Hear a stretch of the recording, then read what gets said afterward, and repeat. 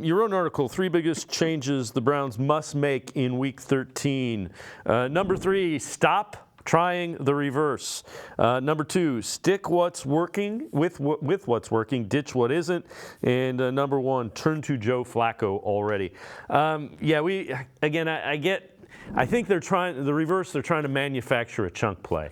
And with DTR, he hasn't evolved in the passing game to where he's getting far enough in his progressions to really threaten a defense. Yeah, and I get what they're trying to do, and it's going back to even the 2 years when Anthony Schwartz was there. They kept trying to get that reverse going.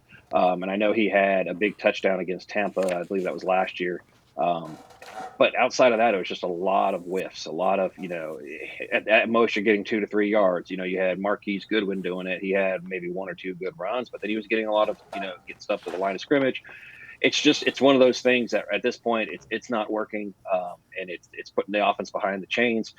You already have a quarterback, or you did with DTR anyway, that you didn't want to get him behind the chains. So trying that was just they've been kind of shooting themselves in the foot. And that kind of goes along the same lines with the second one I was talking about. Stick with what's working. Don't get away from what's not. DTR, when he was throwing, getting the short screen passes like they did against Pittsburgh, it was working fantastic. And you didn't see near as much of that against Denver. So sometimes I think they want to try to get other things going, and that you want that, but you have to let it happen naturally. Go with what's working. Don't try to force things. And then the last one is really kind of what we've already been talking about with putting Joe Flacco out there.